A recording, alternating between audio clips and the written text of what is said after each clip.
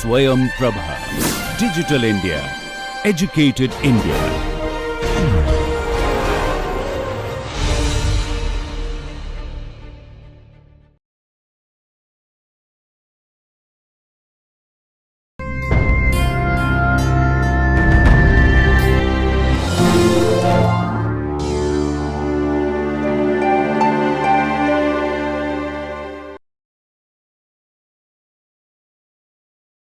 Thirdly, what we are going to discuss is this important question: does EKC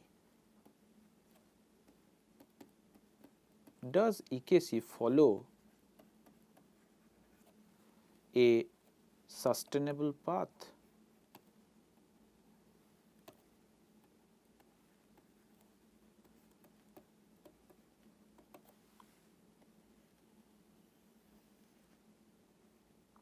Sustainable path. Let us discuss this important question also.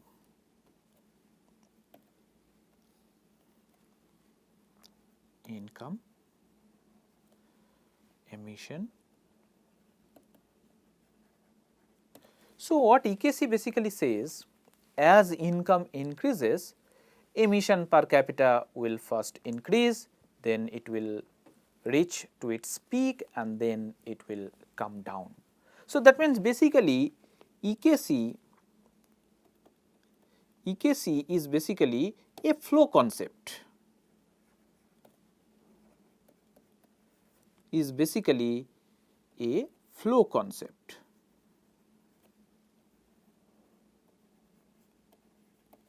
Okay. As income increases, pollution level, how the pollution level changes, that is what is explained by EKC, which is very simple to understand. Okay. With change in income, how emission level changes, that is basically depicted by the EKC hypothesis, and if that is the case, EKC is nothing but a flow concept. But environmental quality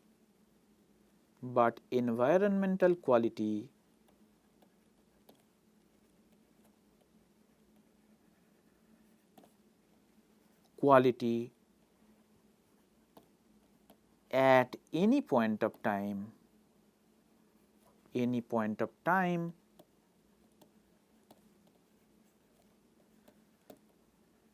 depends on the stock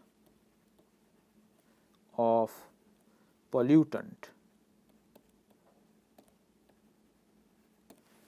Stock of pollutant, how much stock of CO2, how much stock, what is the amount of NOx, what is the amount of SO2 is there on the air, is there on the atmosphere. That will determine the environmental quality at that point of time. If that is the case, there is a mismatch between EKC hypothesis and environment and sustainability. Okay? So, that means there is a mismatch between the EKC hypothesis and environmental quality and the sustainability. So, that means EKC is necessarily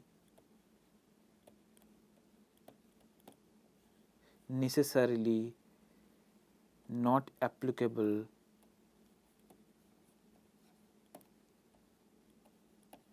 for measuring sustainable development.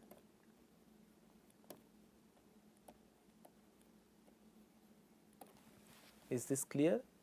So, sustainable development means that environmental quality is not deteriorating over a period of time.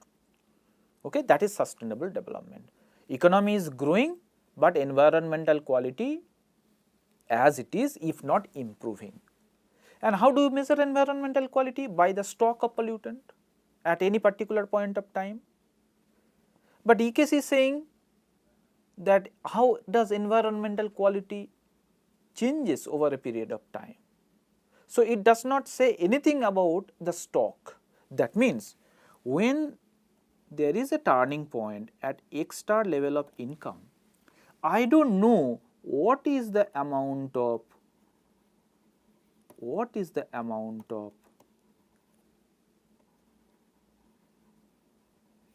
what is the amount of pollutant?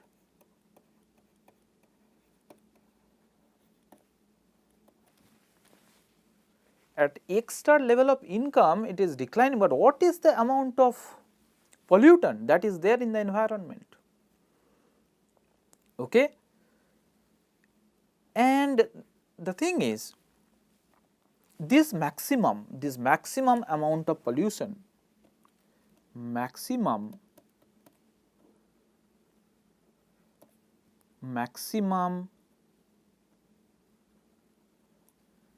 amount of pollution at X star depends on marginal benefit MB and MC, marginal cost of pollution control.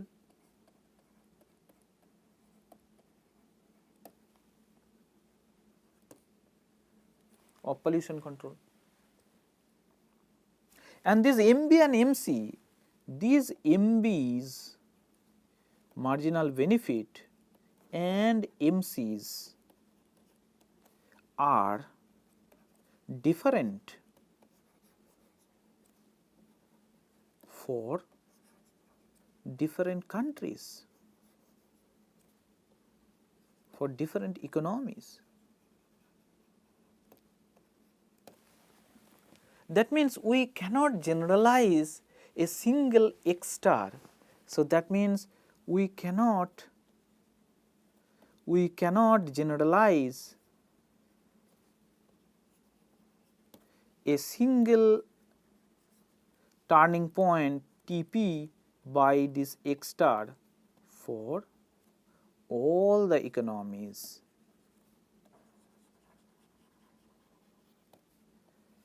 Used in the sample.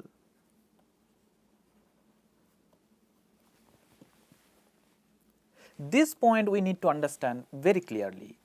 See, in EKC, we are combining different type of countries depending on their income level. In a particular sample, we may use less developed country, developing country, and developed countries. And what we assume that all the countries will follow a single trajectory in their growth process. This is the trajectory. Okay, this is the trajectory. A single trajectory, and then they will achieve the peak at X star level of income. How is it possible? Different countries may be there at different level of their economic development depending on their socio-political administrative structures. If that is the case, depending on your level of income, depending on your level of population, depending on your taste and preferences of the population, depending on your institutional quality, administrative structures, different economy will prioritize different amount of pollution control, because marginal benefit and marginal cost of pollution control is different for different type of countries. And if that is the case, this peak will be arrived at different level of income for different type of countries. If that is the case, how can we generalize that X star is the single point, unique turning point after which all the economies environmental quality will start improving? That is quite unrealistic. Quite unrealistic. Okay? So that means the sustainable development and this EKC paradigm, there is a mismatch. What is required is to estimate this type of relationship by accommodating the fact we need to accommodate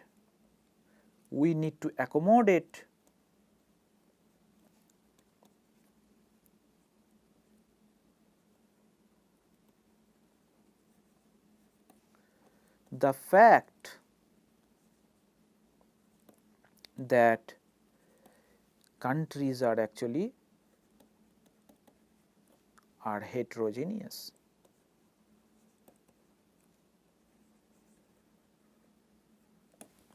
heterogeneous. Okay? And that heterogeneity should be captured in the estimation procedure by applying a random coefficient panel data model, which is not used largely in the empirical literature. So, one size does not fit all, one size does not fit for all. One single growth trajectory is not applicable for all the economies.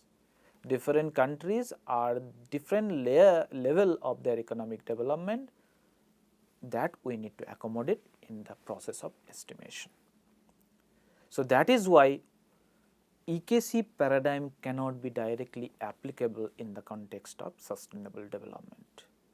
Secondly, what is the guarantee that the amount of pollution that the economies will experience at X star,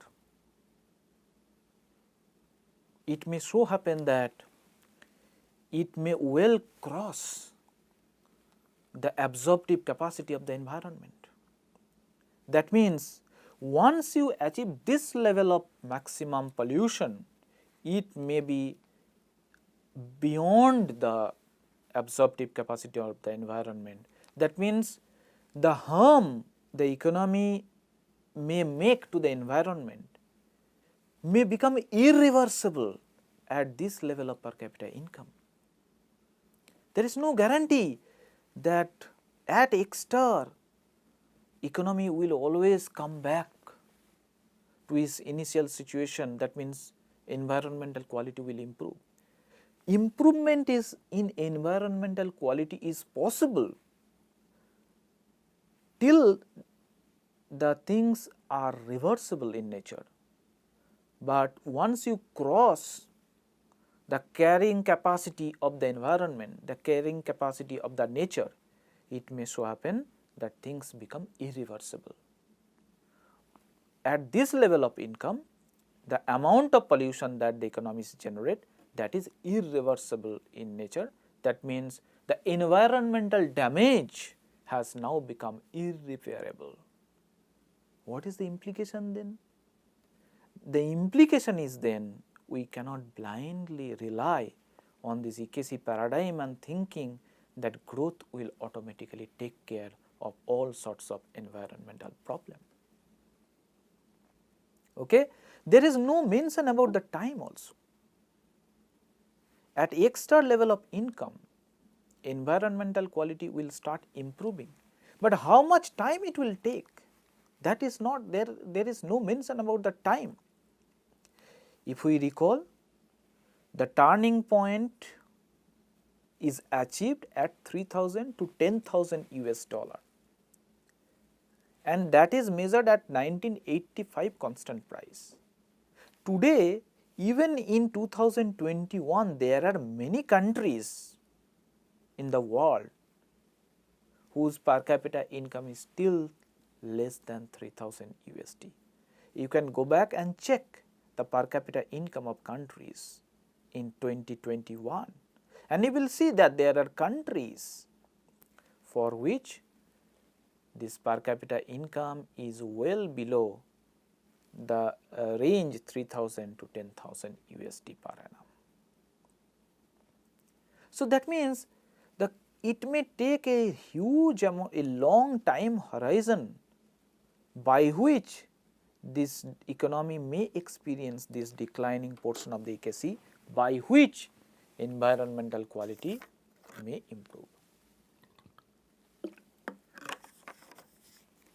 And by the time you actually come to this X star, the harm that you make for the environment, that becomes irreparable.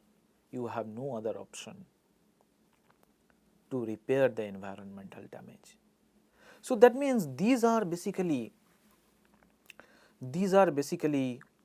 the concerns, these are basically the implications of applying EKC paradigm for making developmental policies in general and environmental policy making in particular. We need to keep all these points in mind. Policymakers must keep all these points in mind, whether EKC is valid for all type of indicators, whether EKC is a permanent phenomenon, whether EKC follow a sustainable development path or not, these things we must keep in mind while formulating policies. Then lastly, we need to discuss certain limitations of the EKC hypothesis.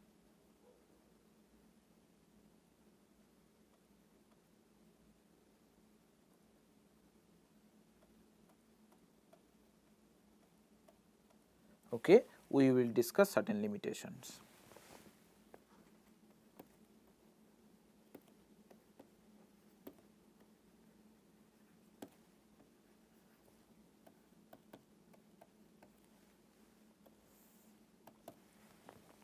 From the policy implications itself, we understood certain limitations. For example, EKC is not valid for all type of pollutants.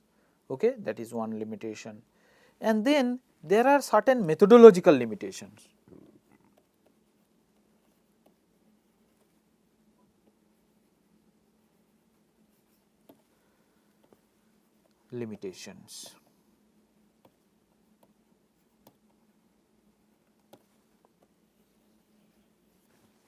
So, what is the methodological limitations? When we estimate EKC, we specify this type of functional form, beta 1 xit plus beta 2 xit square plus uit.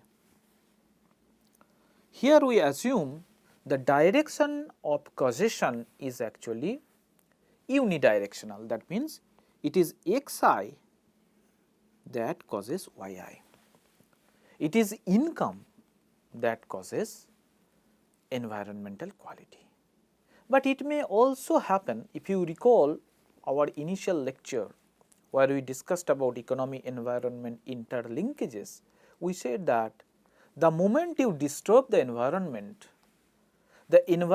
will also give a feedback that in turn will reshape the behavior of the economic agents. That means it is possible that environmental quality will also give a feedback on the air quality, or environmental quality will give a feedback on income per capita. For an example, when global warming and climate change happens, the economic activities what were available 10, 15, 20 years back may not be feasible once global environment or climate change happens. For example, in the context of agriculture, certain crops which were possible to be produced may no longer be advisable for cultivation after the temperature level goes beyond the threshold. So, that means what he will produce, what he will eat, what he will buy, all these economic decision makings may very well be impacted by the environmental quality. And once that decision of the economic agents changes, obviously that will lead to a change in your income per capita as well. So, that means the EKC estimation, empirical researchers generally they assume a unidirectional relationship between xit and yit is not correct. Unidirectional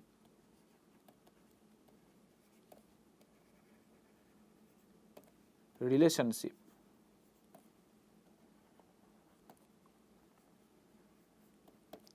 between income, which is xit, and emission, which is yit, is incorrect.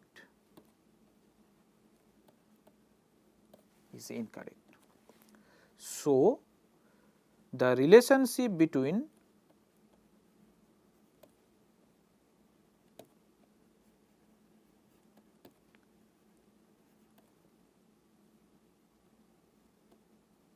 yit and XIT should be estimated applying a simultaneous equation framework.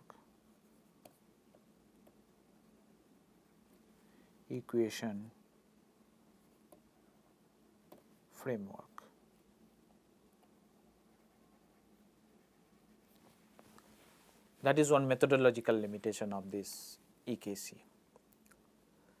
Okay? Methodological limitation. Secondly, as we have discussed earlier, that combining different type of countries and making a pooled sample for estimating EKC is also incorrect, because different countries may follow different type of growth trajectories. Okay? So, random coefficient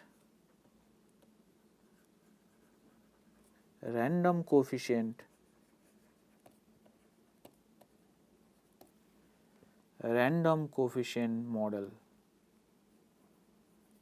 should be applied.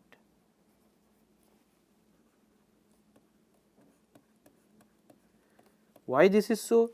Because if you look at here, we are saying YIT equals to beta 1 XIT. So, that means we assume the responsiveness of environmental quality with respect to income is beta 1 for all the economies, but that may not be the case. Indian economy may respond to the income quite differently than the Chinese economy.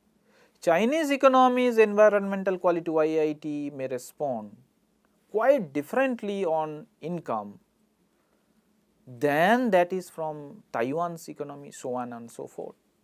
Then how can we assume that it is beta 1 for all the economies? Rather, this beta 1 coefficient should also change from one country to another, from one economy to another. And if we need to accommodate that fact, then we need to apply a random coefficient model. Okay? Random coefficient model. So, this is the methodological limitation.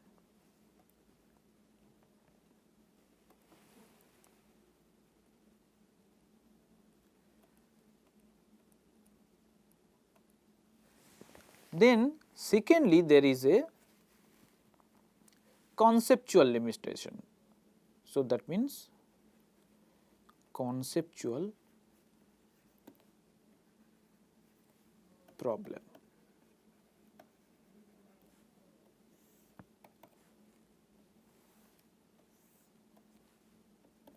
Income, and this is emission. The relationship is this. So, when we use a pooled sample,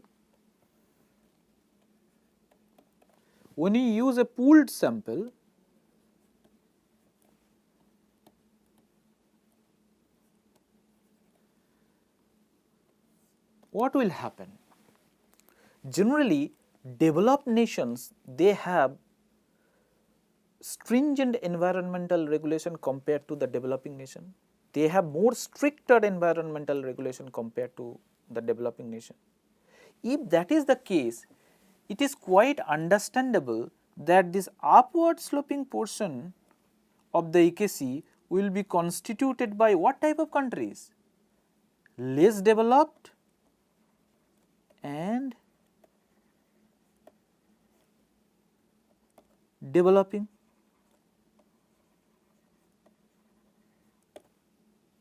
And this downward sloping portion will be constituted by developed countries.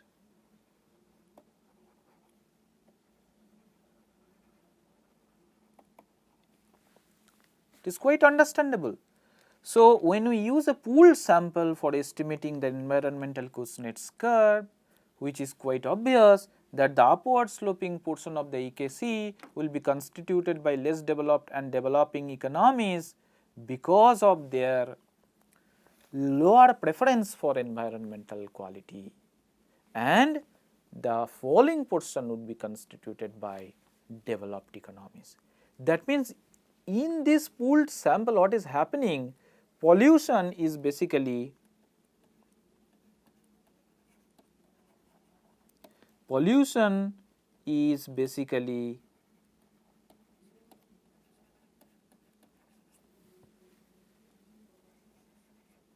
getting displaced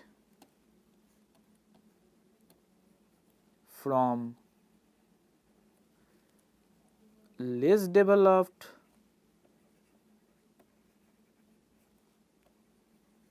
and developing, getting displaced from advanced developed nations, developed economies to less developed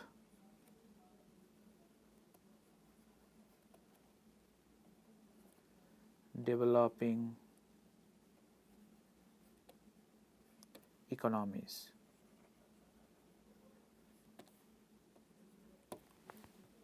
So, it is only a displacement of pollution. Worldwide there is no reduction in pollution, no reduction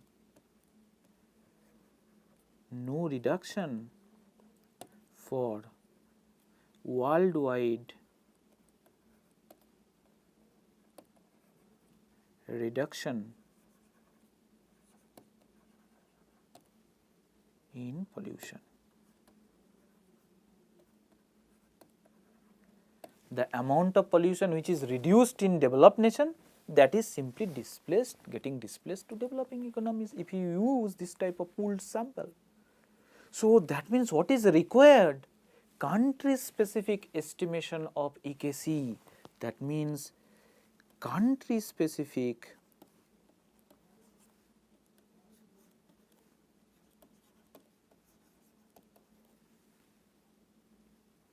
EKC analysis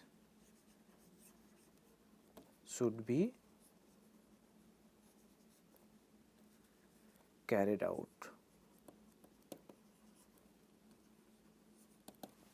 And if from the country specific studies, if we found out, yes, with advancement in income, with the increase in income, environmental quality is improving for most of the economies, then only we will say that worldwide there is a reduction in pollution.